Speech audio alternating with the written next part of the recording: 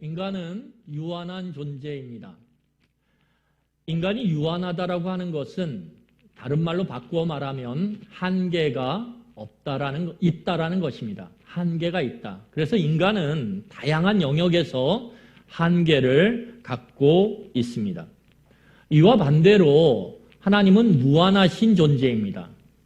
그 무한하심이라 함은 한계가 없음을 의미합니다. 그래서 하나님은 어떤 영역 속에서도 한계가 없으십니다. 여러분, 그래서 인간은 한계가 있지만 하나님은 한계가 없다. 그래서 인간의 유한성과 하나님의 무한성이 이 한계라고 하는 기준을 통해서 나누어지는 것입니다.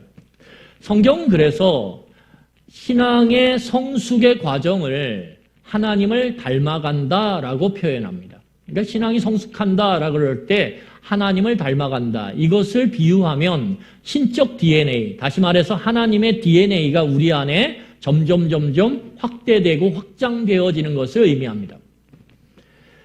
그래서 하나님을 닮아간다라고 하는 것을 한계라고 하는 기준으로 이야기하면 한계가 있던 존재가 한계가 없는 존재로 변화되어 가는 것을 의미합니다. 즉, 유한한 존재가 무한한 존재로 변화되는 과정, 그래서 하나님을 닮는 과정을 오늘 표현으로 의미하면 한계가 다양하게 있었는데 그 한계가 점점 없어지는 것, 그래서 한계가 없어지는 것을 의미한다는 것입니다. 여러분, 일반적으로 인간은 한계 짓는 것을 좋아합니다. 그리고 한계 짓는 것이 인간의 특징입니다.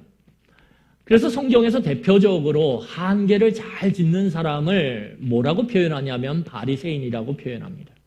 바리새인들은 그들이 갖고 있는 율법의 지식을 갖고 수많은 한계들을 만들고 그것들을 사람들에게 이야기합니다. 여러분, 그래서 이 바리새인들, 한계 짓는 걸 좋아하는 사람들의 모습을 보면 그들 안에 혐오와 배제가 충만함을 보게 됩니다. 이들은 수없이 한계를 지으며 상대방과 나를 가르고 그리고 그것을 통해서 혐오와 배제를 행했다라는 것입니다. 그에 반해서 예수님은 한계를 극복하는 모습을 우리에게 보여줍니다. 그래서 예수님은 포용과 그리고 수용의 모습들을 통해서 사람들을 끌어안고 그리고 그들을 회복시켜 가십니다. 예수님은 이러한 한계 짓는 것들을 극복하기 위해서 부단히 애쓰십니다. 그리고 그 애씀의 배경에는 뭐가 있냐 하면 사랑과 긍휼함이 있고 그 사랑과 긍휼함의 초점은 인간에게 있다라는 것입니다. 예수님은 다른 것이 아닌 인간에게 초점을 맞추고 그 인간의 상황이 어떻든 저떻든 상관없이 그 사람을 사회가 어떤 한계로 그를 감쌌든지 상관없이 예수님은 그에게 더 씌워진 그 한계를 뚫어내고 그것들을 극복하기 위해서 사랑과 긍휼로 찾아가십니다. 그리고 그것들을 다 벗겨내세요. 그 사랑과 긍휼로 그에게 감싸졌던 그 배제와 혐오의 한계들을 다 벗겨내십니다. 그리고 그를 끌어안으십니다. 이게 예수님의 포용과 수용의 신학이에요. 그럼 오늘 본문의 말씀을 보면 우리가 가지고 있는 용서의 한계에 대해서 이야기합니다. 오늘 우리는 본문 말씀을 통해서 우리가 갖고 있는 그 용서의 한계를 어떻게 극복해낼 수 있는지, 그 용서의 한계를 어떻게 넘어갈 수 있는지, 그래서 어떻게 하면 하나님을 닮아갈 수 있는지, 그래서 어떻게 하면 우리가 진짜 하나님의 백성, 진짜 예수 그리스도의 제자로서의 그 공동체를 이루어갈 수 있는지, 어떻게 하면 우리가 이 혐오와 그리고 이 배제의 시대에 어떻게 하면 예수 그리스도가 가셨던 그 포용과 수용의 그러한 모습으로 우리가 살아갈 수 있는지 한번 말씀을 통해서 같이 살펴보기를 원합니다. 여러분, 베드로는 형제가 자신에게 죄를 지었을 경우 그를 용서해야 된다라는 것을 이미 예수님의 교훈을 통해서 알고 있었어요. 그래서 오늘 마태복음 6장 14절로 15절을 보면 그 내용을 볼 수가 있습니다. 우리 한번 마태복음 6장 14절부터 15절을 함께 찾아서 읽어보도록 하겠습니다. 같이 읽겠습니다. 너희가 사람의 잘못을 용서하면 너희 하늘 아버지께서도 너희 잘못을 용서하시려니와 너희가 사람의 잘못을 용서하지 아니하면 너희 아버지께서도 너희 잘못을 용서하지 아니하시리라. 여러분 오늘 이 마태복음 6장 14절로 15절의 말씀을 보면 용서에 대해서 이야기하고 있고 하나님의 백성은 반드시 용서를 해야 된다는 것을 말하고 있습니다. 이것은 마태복음의 주기도문이에요. 이 마태복음의 주기도문의 맥락 안에 이 용서의 이야기가 담겨져 있다는 것입니다. 이미 제자들은 예수님의 가르침을 통해서 하나님의 백성, 다시 말해서 예수 그리스도를 따르는 제자들은 당연히 용서를 해야 되는 거구나 라고 이미 배웠고 알고 있는 상태였습니다. 그런데 예수님의 이 용서의 가르침에는 몇 가지의 특징이 있습니다. 우리 마태복음 18장 15절, 16절 그리고 19절을 한번 찾아서 같이 읽어보도록 하겠습니다. 요 전본문이에요. 마태복음 18장 15절, 16절 그리고 19절 같이 천천히 읽도록 하겠습니다. 내 형제가 죄를 범하거든 가서 너와 그 사람과만 상대하여 권고하라. 만일 들으면 내가 내 형제를 얻을 것이요 만일 듣지 않거든 한두 사람을 데리고 가서 두세 증인의 입으로 말마다 확증하게 하라. 19절입니다. 진실로 다시 너희에게 이르노니 너희 중에 두 사람이 땅에서 합심하여 무엇이든지 구하면 하늘에 계신 내 아버지께서 그들을 위하여 이루게 하시리라. 아멘. 여러분, 이게 예수님의 용서의 오늘 본문 말씀, 이전에 말씀하셨던 용서의 내용, 원리들을 이야기하고 있습니다. 그런데 여기에 몇 가지 특징이 있어요. 첫 번째는 죄 용서는 오늘 교회 공동체의 상호 관계 안에 특정지어 있습니다. 다시 말해서 불특정 다수가 아닌 특정한 대상 안에서 하나님의 용서의 원리가 어떻게 적용되는지를 오늘 이야기한다라는 것입니다. 여러분, 원리가 중요해요. 특별히 내가 속한 특정한 공동체 안에서 하나님의 용서의 원리가 어떻게 드러나는지를 우리가 알게 될 때 그 용서를 우리는 상황과 또한 다양한 공동체 속에서 확장해 나갈 수 있습니다. 그래서 원리를 깨닫는데 오늘 그 원리를 공동체, 특별히 교회 공동체, 믿음의 공동체, 하나님의 백성 공동체에 국한해서 오늘 살펴본다라는 것입니다. 두 번째는 이 용서에는, 예수님께서 가르치는 용서에는 절차가 있다라는 것입니다. 오늘 우리가 읽었던 마태복음 18장 15절, 16절 그리고 19절의 내용을 통해서 보면 용서의 절차는 첫 번째 공동체의 권고, 그리고 두 번째 공동체의 기도, 이 권고와 기도로 이루어진다라는 것입니다. 이게 절차의 핵심이에요. 그러니까 용서를 하는 데 있어서 무작정 용서를 하는 게 아니라 공동체의 지속적인 권고, 권함이 있어야 된다는 거예요. 그리고 또 하나는 공동체의 지속적인 기도가 있어야 된다는 것입니다. 여러분 오늘 19절에 보면 18장 19절에 두 사람이 땅에서 합심하여 무엇이든지 구하면 하늘에 계신 내 아버지께서 그들을 위하여 이루리라. 이것은 우리가 두 사람이 모여가지고 원함을 기도하면 이루어진다 그 얘기가 아니라 이 본문의 맥락은 뭐냐면 죄에 대한 용서의 맥락입니다. 그러니까 어떤 공동체 안에 형제와 자매가 죄를 범했을 때 그를 용서하는 과정 속에서 지속적으로 그를 교훈하고 권고하고 권유해야 돼요.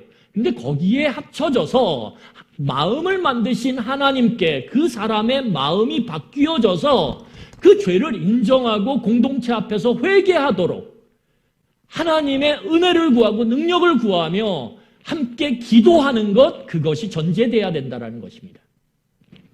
세 번째는 무엇이냐 하면 오늘 이 예수님께서 가르쳐 주시는 용서는 공동체가 하는 권고, 권유를 받아들임으로, 다시 말해서 자기의 잘못을 인정하고 회개하는 것을 전제한다라는 것입니다. 그러니까 무작정 용서하는 게 아니에요. 끊임없이 찾아가서 그와 이야기하고 그에게 진리가 무엇인지, 하나님의 기뻐하시는 뜻이 무엇인지를 가르치고 권하며 그가 마음을 바꾸기를 함께 모여 공동체가 기도함으로 애쓸 때 그 애씀을 통해서 그가 자기의 잘못을 인정할 때, 그래서 15절에 보면, 18장 15절에 보면 들으면, 이렇게 받아들이면, 잘못을 인정하면 어떻게 해요? 용서가 이루어지는 것입니다. 여러분, 이것들이 오늘 이미 예수님의 가르침을 통해서 제자들에게 이미 들려졌어요. 그리고 제자들은 하나님 나라의 용서의 원리가 무엇이구나를 이미 알고 있는 상태입니다. 여러분, 그럴 때 자연스럽게 나오는 질문이 무엇일까요? 용서해야 되는 거구나. 하나님의 백성 공동체는, 하나님의 자녀들은 용서하는 것이 뜻이구나, 하나님의 뜻이구나를 받아들였을 때, 알고 있을 때, 여러분 그때 자연스럽게 나오는 질문이 뭐죠? 그럼 어느 정도까지 용서해야 되냐 이거죠. 용서하는 건 당연한데 그러면 용서의 한계가 어디까지냐? 한계치가 어디까지냐? 내가 어디까지 참고 용서해야 되냐? 이것에 대한 질문이 자연스럽게 튀어나오는 것입니다. 그래서 오늘 본문을 보면 21절에 베드로가 몇 번까지 용서해야 되는지, 용서의 한계치에 대해서 예수님께 질문하는 장면이 나오는 것입니다. 여러분, 오늘 21절을 한번 우리 다 같이 읽어보도록 하겠습니다. 다 같이 큰 소리로 한번 읽겠습니다. 시작. 그때 베드로가 나와 이르되 주여, 형제가 내게 죄를 범하면 몇 번이나 용서하여 주리이까? 몇 번, 7번까지 하오리이까? 여러분, 오늘 예수님은 내가 도대체 그러면 용서하는 것이 당연한 제자의 삶이고 하나님의 백성의 삶인데 그러면 얼만큼 용서해야 될까요? 라고 예수님께 질문하며 예수님의 대답이 주어지기 전에 스스로 먼저 자신의 한계치를 대답하고 있습니다. 여러분, 이 베드로가 대답하는 용서의 한계치가 몇 번이에요? 7번이에요. 다시 말해서 동일한 대상에 대해서, 동일한 사람에 대해서 그 사람이 잘못을 범하고 그리고 회개하고, 잘못을 범하고 회개하고, 이런 과정 속에서 도대체 그 사람을 얼마까지 내가 받아들여주고 용서해야 되는가? 라고 오늘 질문하는 그 질문에 대해서 베드로는 자신이 갖고 있는 한계치 7번까지 하면 됩니까? 라고 오늘 대답하고 있습니다. 여러분, 이 베드로의 용서의 한계치는요, 굉장히 놀라운 것입니다. 왜냐하면 그 당시에 존경받는 랍비들이 동일한 대상의 잘못에 대해서 몇 번까지 용서해야 되냐라고 하는 이 질문에 대해서 3번까지 용서하라라고 이야기했거든요. 그러니까 베드로가 제시하는 자신의 용서의 기준은 그 시대의 어떠한 선생들, 어떠한 랍비들보다도 훨씬 더 위에 있는 거예요. 그리고 이 7이라고 하는 수는 우리가 다 아는 것처럼 충만수입니다. 다시 말해서 내가 할 수 있는, 나의 애씀으로 할 수 있는 최대치, 내가 끌어올리고 끌어올려서 최대로 할 수 있는 꽉 찬 용서가 몇 번? 7번이라는 거예요. 내가 할 수 있는 한계선을 베드로는 오늘 제시하고 있습니다. 보통 사람의 입장에서는 베드로의 기준은 엄청난 것입니다. 왜냐하면 21절에 보면, 우리가 읽었던 21절에 베드로의 질문을 잘 뜯어보면요, 베드로는 오늘 용서의 대상이 누구에게 피해를 입혔냐 하면 내게 피해를 입혔거든요. 한번 다시 보십시오. 21절에 그때 베드로가 나와 이르되 주여, 형제가 누구에게요? 내게.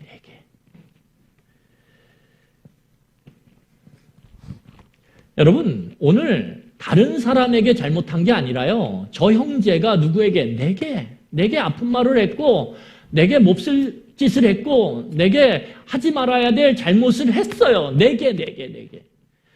여러분, 보통 사람들은요, 다른 사람의 문제일 때는 관대한 경향성이 있습니다. 관대해요, 다른 사람의 잘못에는. 그런데 그 잘못이 내게 향했을 때는 상황이 달라집니다. 예를 들어서 여러분, 우리가 교통사고를 보게 되는데, 지나가면서 교통사고가 일어났을 때, 그것도 작은 접촉사고가 일어났을 때, 그것을 제3자 입장에서 지나가면서 보면 우리는 이렇게 이야기합니다. 또는 생각해요. 뭐라고요? 아유, 교통체증도 심한데 그냥 큰 사고도 아닌 것 같은데 좀 원만하게 해결돼서 빨리 제 갈 길로 갔으면 좋겠다라고 말하거나 생각하면서 지나가요. 그런데 그 작은 접촉사고가 내 문제가 되면 그때는 달라집니다. 교통체증, 사람들의 어떤 이런저런 말 안중에도 없어요. 왜요? 내 문제니까.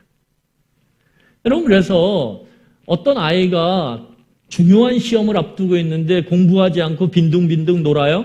그래서 엄마한테 혼나요. 그럴 때 그 혼나는 모습을 보고 있던 옆집 엄마는 뭐라고 얘기하냐면 이렇게 얘기할 수 있어요. 애니까 그런 거야. 누구 엄마 좀 참아. 별 수 있어. 나중에 나아지겠지. 자식 이기는 부모는 없어. 때가 되면 다 바뀔 거야. 이거는 다른 사람의 문제일 때. 그런데 이 문제가 내 자식에게 있을 땐 달라져요, 여러분. 이 사람의 경향성이라는 게 그래요. 그래서 목사가 참 어려워요. 왜요? 목사가 강대상에서 바른 말을 하거든요. 좋은 말을 하거든요. 하나님의 뜻을 이야기하거든요. 그런데 이 뜻을 붙잡고 이 강대상에서 내려와서 내 삶으로 돌아가서 내 자식을 바라보고 내 가족을 바라보고 내 일을 바라볼 때는 이게 힘들어요. 뜻대로 행동하고 하나님의 뜻대로 살아가는 게 엄청나게 어려워요. 목사가 저는 힘들어요. 목사로 살아가는 게 참 어려운 일입니다. 누구의 선생 된다라는 건 무언가 리더가 된다라는 것만큼 어려운 게 없어요. 왜요? 내 문제가 되니까. 그런데 여러분, 이렇게 말도 안 되는 높은 기준을 제시하는 이런 베드로의 용서의 기준치에 대해서 오늘 예수님은 뭐라고 얘기하시냐면 뭐라고 얘기하십니까? 우리 22절입니다. 한번 22절을 다 함께 읽도록 하겠습니다. 예수께서 이르시되 내게 이르노니 7번뿐 아니라 7번을 70번까지라도 할지니라. 여러분, 예수님은 오늘 용서의 한계치를 7번씩 70번, 70번씩 7번은 없습니다. 그럼 뭐예요? 산술적으로만 곱해도 490번이에요. 이것은 무슨 말이냐면 한계치를 제거해 버리신 거예요. 하나님 백성의 용서의 한계는 없다라는 거예요. 사람을 상대할 때 그 사람과의 관계 안에서 용서하는 한계치는 없다라는 거예요. 여러분, 이게 그냥 들으면 얼마나 좋아요. 와, 멋있다. 예수님 역시 대단해. 그런데 그것을 오늘 누구에게 말하냐면 22절에 예수께서 이르시되 내게 이르노니 베드로에게 말하는 거예요. 베드로에게.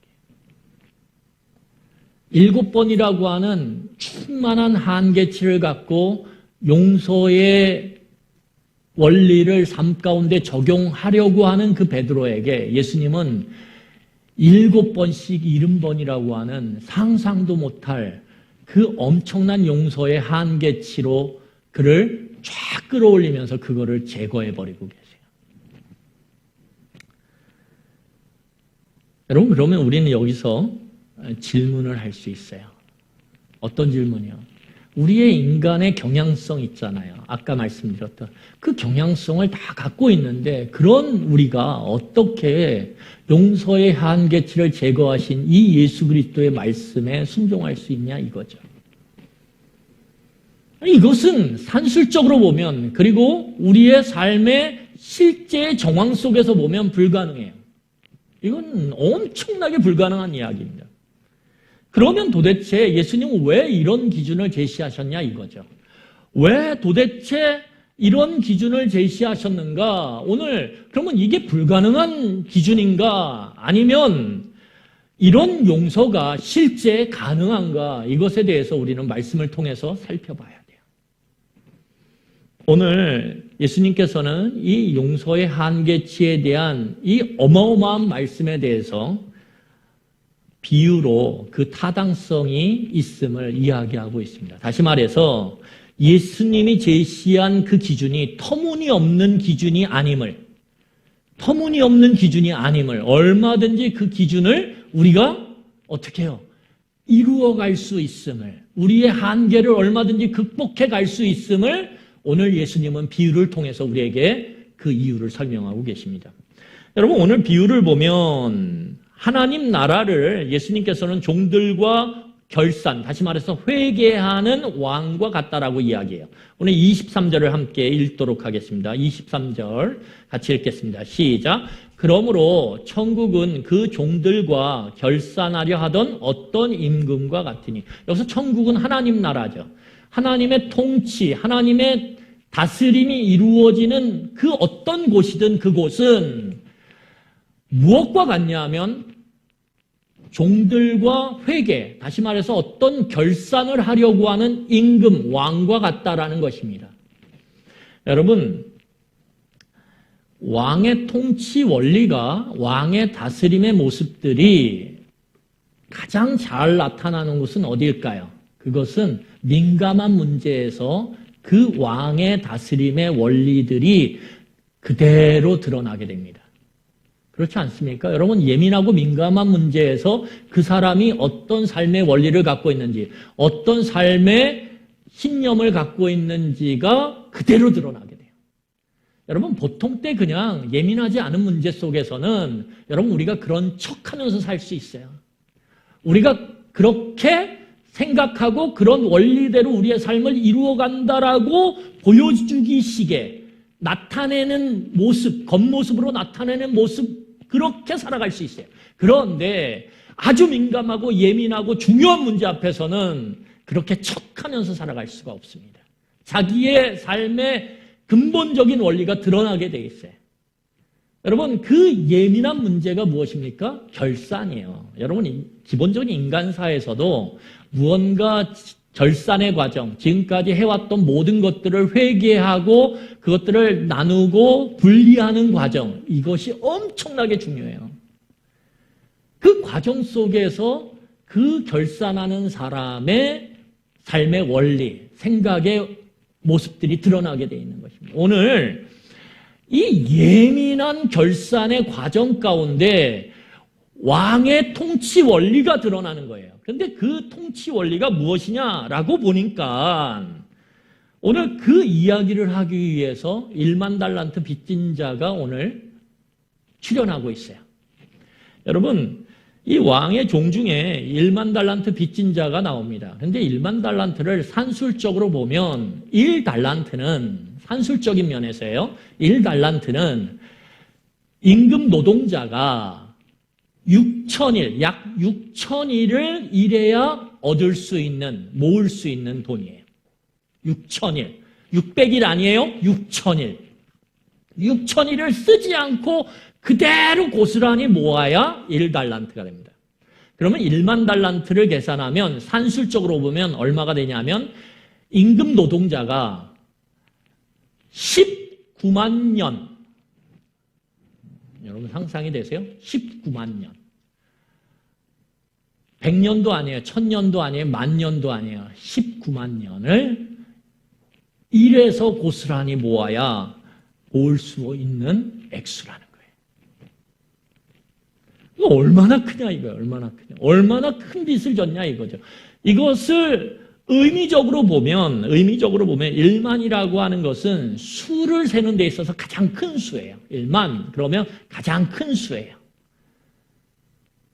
그리고 달란트라고 하는 것은 이 돈의 단위 중에서 가장 큰 단위예요. 다시 말하면 가장 큰 수와 가장 큰 돈의 단위가 합쳐졌어요. 그것을 빚졌다라는 거예요. 그러면 이것은 의미적으로 무엇을 말하겠습니까? 헤아릴 수 없는 것을 빚졌다라는 것이죠. 여러분, 그래서 오늘 성경 25절에 보면 이렇게 얘기하고 있어요. 25절 보세요. 갚을 것이 없는지라.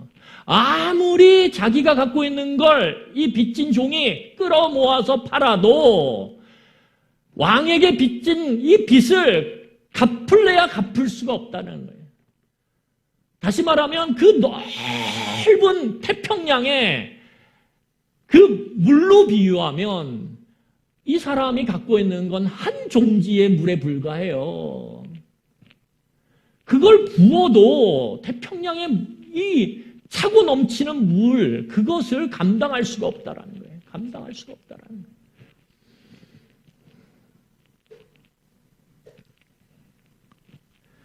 여러분, 이런 엄청난 갭이 있어요.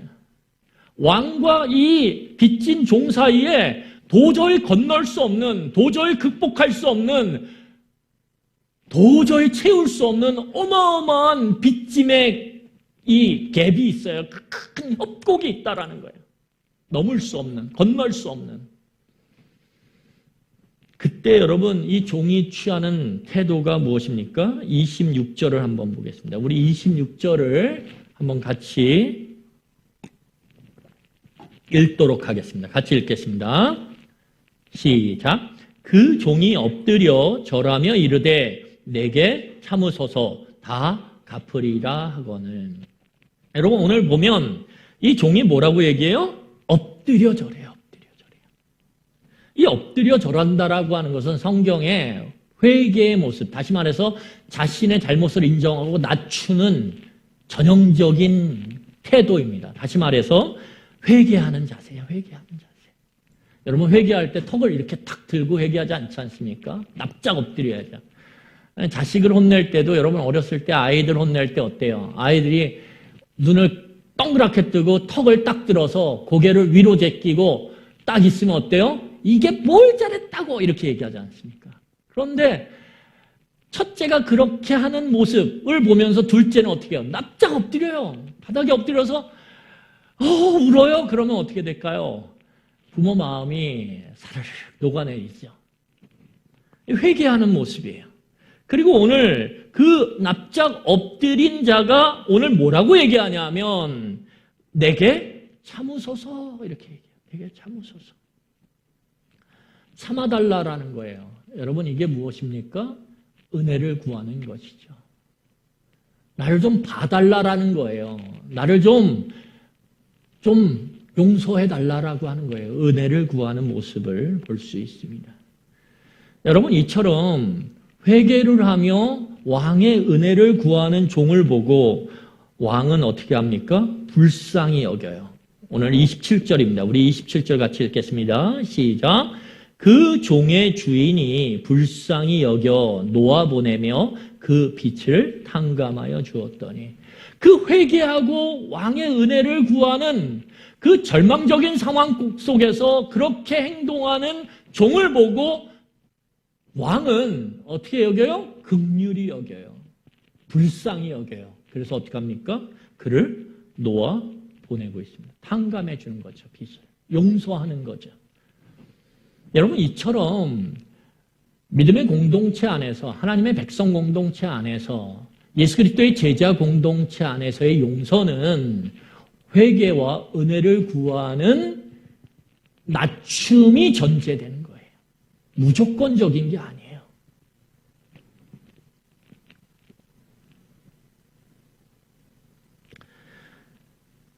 여러분 오늘 왕은 용서를 구하고 그리고 은혜를 구하는 그 도저히 갚을 수 없는 빚을 진 종을 용서하고 있어요. 이게 하나님 나라의 통치 원리, 다스림의 원리라는 거죠. 하나님의 통치 원리는 회개하고 은혜를 구하는 자에게 긍휼히 여김으로, 불쌍히 여김으로 용서를 선포하는 것, 이게 하나님의 통치 원리라는 거예요. 여러분, 이것을 어디서 볼 수 있습니까? 이것이 하나님 백성 넘어 세상으로 확장된 예가 요나의 이야기를 통해서 나와요. 여러분, 요나에게 하나님이 말씀하세요. 니느웨라고 하는 아수르의 수도에 가서, 아수르라고 하는 나라의 수도에 가서 하나님의 심판을, 너희들의 죄에 대한 하나님의 심판을 선포하라고 했을 때 요나가 그 하나님의 말씀을 갖고 니느웨로 가요. 그리고 그 큰 성 니느웨에 가서 어떻게 합니까? 하나님의 심판을 선포할 때 왕서부터 모든 짐승에까지 이르도록 온 니느웨 성 사람들이 하나님 앞에 엎드려 회개해요. 울며 회개해요. 베옷을 입고 회개해요. 죄를 뒤집어 쓰고 회개합니다. 금식하며 회개해요. 여러분, 그럴 때 하나님이 어떻게 하십니까? 이들의 회개와 하나님의 용서의 은혜를 구하는 이 하나님 백성 넘어서의 이 세상의 백성들의 그 모습 속에서도 오늘 하나님께서는 심판을 돌이켜서 그들을 용서하고 그 니느웨 성 사람들을 보존하는 것을 우리는 볼 수 있어요. 이게 하나님의 용서의 원리이고 하나님의 다스림의 통치의 원리라는 거예요. 여기까지는 문제가 없어요. 너무 아름답지 않습니까? 그런데 문제가 생겨요. 언제 문제가 생기냐 하면 그 1만 달란트 빚진 자, 다시 말해서 그 빚을 도저히 갚을 수 없는 빚을 탕감받고 용서받은 자로부터 문제가 생기기 시작하는 거예요. 여러분, 하나님께는 문제가 없어요. 어디서 문제가 생겨요? 용서받은 자에게부터 이제 문제가 생기기 시작하는 거예요. 왜곡이 일어나기 시작하는 거예요. 어떻게 해요? 이 사람이 이제 용서를 받고 집으로 돌아가는 중에 문제가 생깁니다. 여러분, 얼마나 기뻤겠어요? 얼마나 좋았겠어요? 도저히 내가 갚을래야 갚을 수 없는 그 엄청난 빚을 탕감받은 이 사람이 얼마나 좋았겠어요? 그래서 집으로 막 가는 중에 누가 탁 눈에 띄냐면 자기에게 이전에 100데나리온 빚진 자가 딱 보이는 거예요. 여러분, 100데나리온은 임금 노동자가 100일을 일해서 버는 돈이에요. 100일. 1데나리온이 하루치의 임금이거든요. 100일. 갚을 수 있어요? 없어요? 있죠. 열심히 애쓰면, 열심히 내가 쓰는 거 덜 쓰고 저축하면 여러분 갚을 수 있는 액수예요. 그런데 이 갚을 수 있는 액수를 빚진 사람을 어떻게 합니까? 오늘 본문을 보면 28절이에요. 우리 28절 한번 같이 읽어보도록 하겠습니다. 같이 읽겠습니다. 시작. 그 종이 나아가서 자기에게 100데나리온 빚진 동료 한 사람을 만나 붙들어 목을 잡고 이르되 빚을 갚으라 하며. 어떻게 하고 있어요? 목을 비틀어 잡아서 그를 데려다가 어떻게 합니까? 빚을 갚으라 하면서 오늘 본문을 30절을 보면 옥에 가두고 있어요.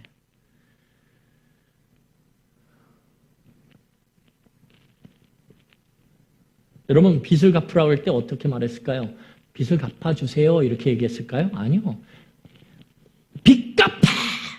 너 나한테 100데나리온 빚 졌잖아! 그러면서 멱살을 딱 잡고 어떻게 하는 겁니까? 그 사람을 막 흔들면서. 왜요? 내가 돈을 빌려준 사람이거든요. 우위에 서 있거든요. 그 심리적인 우위. 그 속에서 어떻게 합니까? 그 사람 멱살을 꽉 잡고 그를 막 흔들면서 끌고 옥으로 데려가는 거죠. 고소하는 거죠. 유치장에 쳐넣는 거예요. 근데 중요한 게 있어요. 이렇게 상황이 막 악화돼 가고 험악해지는 상황 속에서 오늘 본문을 보면 29절에 그 멱살이 잡혀서 끌려가는 그 백대나리온 빚진 자가 뭐라고 호소하냐면 이렇게 호소해요. 29절을 보세요. 그 동료가 엎드려 간구하여 이르되 나에게 참아주소서 갚으리이다 하되. 여러분 어디서 많이 봤죠? 어떻게 해요? 이 1만 달란트 빚진 자가 왕 앞에서 했던 말이잖아요. 똑같은 말을 오늘 이 백데나리온 빚진 자가 그 사람에게 하고 있는 거예요. 용서받은 자에게, 그 엄청난 용서를 받은 자에게. 근데 그것이 그에게 들리지 않아요. 오늘 금방 잠깐 전에 하나님의 그 엄청난 은혜를 경험하고 하나님의 그 통치의 은혜를 경험한 이 사람이 어떠한 갚을 기회도 주지 않고 그리고 그것을 허락하지 않은 채 그를 처참하게 옥에 가두어 버리고 있어요. 하나님의 통치의 원리가 자신에게는 적용됐는데 자신과 관련된 다른 사람에게는 적용되지 않은 채 심각하게 왜곡이 일어나고 있는 거예요. 왜곡이 일어나고. 여러분 이것이 오늘날 우리의 문제가 아닙니까? 오늘날 우리가 속한 교회 공동체의 모습이 아닐까요? 교회 공동체라 함은 도저히 갚을 수 없는, 도저히 회복할 수 없는 죄의 용서를 받은 사람들의 무리예요. 공동체예요.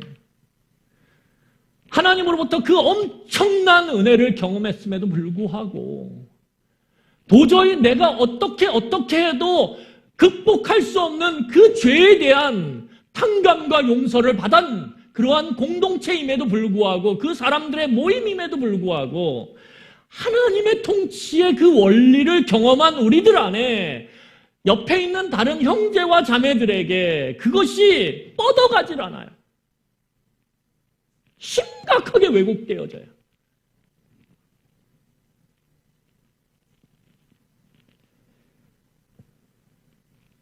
여러분 하나님의 백성 공동체의 가장 중요한 특징은 뭐냐면 다른 것이 아니에요. 하나님 백성 공동체, 예수 그리스도의 제자 공동체의 가장 큰 특징은 그 중심에 뭐가 있어요? 우리는 다 갚을 수 없는 죄에 대한 용서를 받은 존재들이다. 탕감받은 존재들이다. 거기 안에서 우리는 형제고 자매인 거예요. 우리가 갖고 있는 세상적인 그 거칠애들, 세상적인 그 겉껍데기, 그걸로 우위를 가를 수 없는 이유가 뭐예요? 우리의 본질은 죄인이거든요. 그 겉껍데기 가지고 내가 어떠한 지위와 어떠한 물질의 풍요로움을 가졌든지 상관없이, 내가 어떤 신분을 가졌는지 상관없이, 내 학식이 어떤지 상관없이 그 모든 것을 가지고도 결코 해결할 수 없는 그 죄의 문제, 이 죄의 근본적인 문제를 해결받은 그 공동체가 교회거든요. 그래서 교회에는 높고 낮음이 없어요. 교회에는 사회적으로 그 사람이 세상 속에서 어떤 것을 소유하고 가졌든지 상관없이 교회 안에서는 우리는 다 동일한 존재라는 거예요.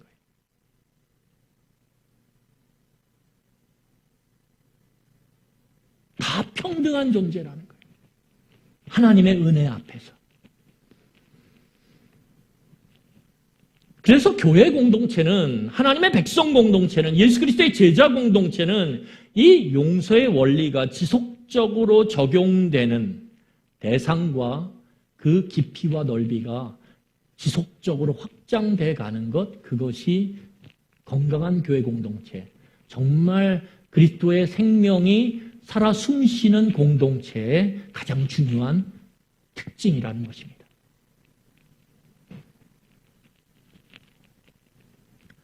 반대로 말해서 건강하지 못한 공동체의 특징이 무엇입니까? 그 왜곡이 일어나는 거예요. 하나님께 받았다라고 은혜는 받았다라고 얘기하고 막 찬양할 때는 눈물을 흘리고 죄의 그 용서함의 찬양을 부를 때 막 감격에 벅차서 손을 들고 찬양하는데 그 예배가 끝나고 그리고 집으로 돌아가는 과정 속에서 그들의 눈빛은 바뀌지 않아요. 그들의 손길은 바뀌지 않았어요. 그들의 마음은 바뀌지 않았어요. 자기와 친한 사람만 악수해요. 자기와 친한 사람들만 그 눈빛의 따뜻함을 서로 주고받아요.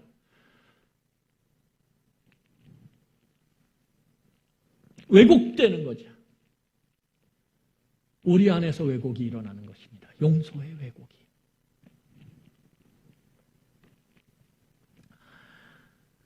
여러분, 만약에 우리가 이처럼 용서 공동체 가운데 있음에도 불구하고 그것을 예배 속에서, 찬양 속에서, 말씀 속에서, 기도 속에서 나는 용서받은 자고 용서받은 공동체 안에 있음을 감사한다라고 고백함에도 불구하고 우리가 우리의 형제와 자매를 용서하지 못한다라면 무슨 일이 벌어집니까? 우리 31절을 보겠습니다. 31절 같이 읽겠습니다. 시작.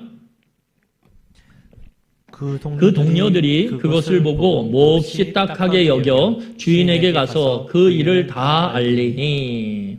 우선 뭐가 일어나냐면 하나님을 향한 주변에서 탄원이 일어나요. 하나님께 기도하는 거죠. 저럴 수 있습니까, 하나님? 이 탄원의 기도가 굉장히 강력해요. 이 탄원의 기도가 드려질 때에 33절 이렇게 됩니다. 33절 우리 같이 32절과 33절입니다. 같이 읽겠습니다. 시작. 이에 주인이 그를 불러다가 말하되 악한 종아 내가 빌기에 내가 내 빚을 전부 탕감하여 주었거늘 내가 너를 불쌍히 여김같이 너도 내 동료를 불쌍히 여김이 마땅하지 아니하냐 하고. 오늘 뭐라고 얘기하냐면 용서하지 않는 이 종을 향해, 용서하지 않는 우리를 향해 악한 종이라고 얘기해요. 여러분, 종들이 있는데 종들은 주인에게, 이 왕에게 어떤 존재일까요? 충성하는 존재죠. 순종하는 존재죠. 그러면 그 종이라고 하는 의미 속에 그것이 담겨져 있는 거예요. 종의 혜택과 종의 다스림의 원리 가운데서 은혜를 경험하고 있는 그 종들은 다른 종이 아니라 하나님의 종이란 말이에요. 그 특별한 하나님의 은혜를 경험하고 그로 인하여 살아가고 있는 이 종들은 당연히 주인이신 하나님 앞에 순종하고 그 뜻을 따라야 되죠. 그게 충성된 종이에요. 그러면 반대로 악한 종은 뭘까요? 왕의 뜻에 반역하는 거죠. 왕의 뜻에 항명하는 거죠. 이것을 세상 말로 말하면 반역이라고 얘기하고 쿠데타라고 얘기해요. 다시 말해서 하나님을 향해 총의 불의를 들이대는 거죠. 하나님을 향해 창끝을 들이대는 거죠. 원래 그 창끝과 총불이는 적을 향해 쏘게 돼 있고 적을 향해 겨누게 돼 있는 건데 이 악한 종은 그걸 누구에게 겨누냐 하면 자기에게 그 엄청난 용서를 허락하신 하나님, 그 하나님에게 겨누는 거예요. 그게 악한 종이라는 거예요.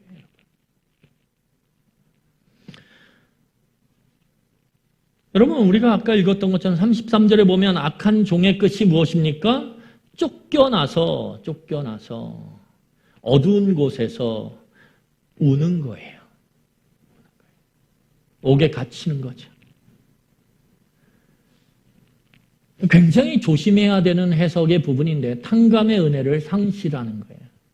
용서받는 은혜를 상실하는 것을 극단적으로 이야기하고 있어요. 이것은 비유기 때문에 우리가 이것을 해석할 때 그냥 함부로 이렇게 되면 이렇게 된다, 이렇게 등가로 그렇게 연결할 수가 없어요. 설명할 수 없어요. 이건 따로 설명해야 되는, 굉장히 조심스럽게 다뤄야 되는 부분인데 중요한 것은 뭐냐? 그만큼 치명적이라는 거예요. 그만큼 치명적이다.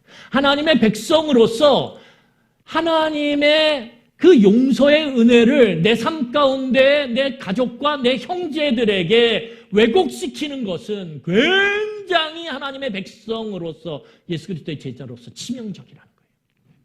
그 어떤 것보다도.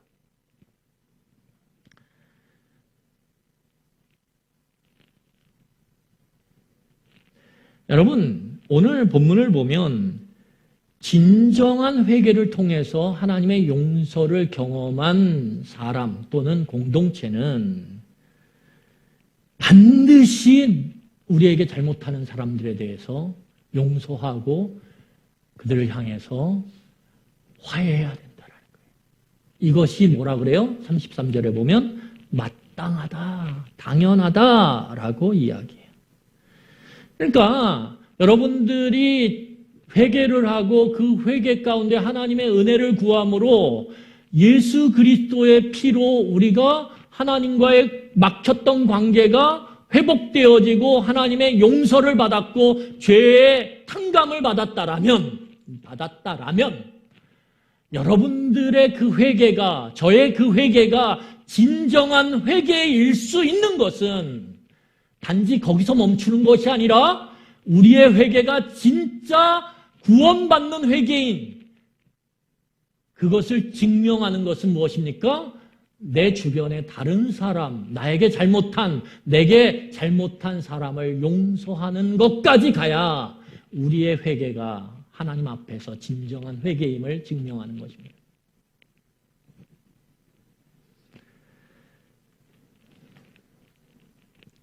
여러분, 그래서 우리가 이 용서의 한계가 없는 하나님의 백성 공동체, 예수 그리스도의 제자 공동체가 되려면 우리는 우리가 받은 그 용서의 크기와 넓이와 깊이를 깨달아야 돼요. 내가 얼마나 큰 은혜를 경험했는지, 내가 얼마나 큰 용서를 받았는지 알지 못하면 우리는 누군가를 용서할 수가 없어요. 그래서 어떻게 해야 됩니까? 여러분, 말씀을 통해서 끊임없이 우리가 받은 그 용서가 얼마나 놀라운 것인지, 그 말씀을 통해서 우리의 삶을 바라보며 우리의 삶이 얼마나 더럽고 추한지를 우리가 날마다 봐야 돼요. 여러분, 시험 공부를 하고 시험을 봐서 성적을 잘 맞는 학생들의 가장 중요한 특징이 뭐냐 하면 틀린 문제를 복기하는 거예요. 오답 노트를 만드는 거예요. 아프고 쓰리지만 내가 잘못한 것을 계속 들추어 보는 거예요. 그럴 때 극복이 가능해요. 여러분, 오늘 신실한 성도, 정말 용서의 원리가 내 삶 저 깊고 저 멀리까지 뻗어나가고 확장되어지는 이러한 온전한 회개를 통해 하나님 백성된 그 하나님의 백성은 어떤 모습으로 살아가야 되냐? 끊임없이 말씀과 내 삶의 정황들을 비교하면서 그 안에서 아파하는 거예요. 내가 얼마나 연약하고 악한 존재들을 말씀을 통해서 끊임없이 내 삶을 쳐다보면서 발견하는 거예요. 그럴 때 여러분, 우리는 은혜가 얼마나 큰지, 그 십자가의 예수 그리스도의 그 보혈의 능력이 얼마나 놀라운 것인지 우리는 가슴 깊이 느끼고 고백할 수 있습니다. 그리고 그 받은 은혜를 어떻게 합니까? 잘 보존해야 돼요. 기억해야 돼요. 기억하기 위해서 필요한 것이 무엇이냐 하면 감사해요. 여러분, 날마다 우리가 그 삶의 정황을 말씀을 통해서 바라봄을 통해서 우리 안에 생기는 것이 무엇입니까? 감사해요. 하나님 감사해요. 내가 이런 은혜를 누렸군요. 감사해요. 그 감사가 차오를 때 여러분, 우리는 용서할 수 있는 힘이 생기는 것입니다. 감사가 없고 불평의 삶이 가득해질 때 우리 안에 용서는 사라져 버려요. 용서는 왜곡돼 버려요. 여러분, 그리고 마지막으로 무엇입니까? 용서를 잃어버릴 가능성이 있음을. 다시 말해서 내가 내 형제와 자매를 용서하지 못하고 하나님의 용서가 내 삶 가운데서 왜곡되어질 때 그것이 얼마나 하나님의 백성으로서 예수 그리스도의 제자로서 치명적인지를 깊이 마음에 두어야 합니다. 여러분, 말씀을 정리하겠습니다. 용서는 하나님의 백성 공동체, 다시 말해서 예수 그리스도의 제자 공동체 안에 있음을 증명하는 가장 중요한 요소예요. 이러한 믿음의 공동체는 끊임없이 용서를 활성화시켜야 돼요. 여러분, 용서가 활성화되는 회개와 은혜를 구함, 자신의 잘못을 인정하고 그리고 그 잘못을 인정함 가운데 용서를 구하는 그 사람의 고백이 있고 그 고백에 대해서 기꺼이 내가 받은 그 하나님의 용서의 은혜로 인하여 기꺼이 왜곡시키지 않고 그 용서를 선포하고 그리고 베푸는 모습이 활성화되는 그 공동체가 진짜 하나님의 공동체입니다. 그 사람이 진짜 하나님의 백성이에요. 이런 용서의 활성화는 지속적인 권고를 통해서 이루어지는 거예요. 포기하지 않고 그 사람에게 말씀을 전하고 그 사람에게 계속적으로 하나님의 뜻이 무엇인지를 권하는 모습 가운데 일어나는 거예요. 마치 햇빛처럼. 권고는 강압적이지 않아요. 끊임없이 하나님의 은혜가 말씀을 통해 그에게 그의 마음문, 닫혔던 그의 마음을, 회개의 마음문을 열 수 있도록 그렇게 하는 과정을 통해서 생기는 것이고, 마음을 만드신 하나님께서 그 마음을 열도록 공동체가 함께 그를 위하여 기도할 때 이루어지는 것이에요. 여러분, 용서를 포기하는 순간, 다시 말해서 그 잘못한 형제 자매를 향해 권고와 끊임없는 기도가 포기되어지고 그 사람을 내 삶 가운데서 한계를 짓는 순간, 하나님의 백성으로서 우리, 나, 그리고 하나님의 공동체로서의 우리는 점점 그 생명이 죽어가는 것입니다.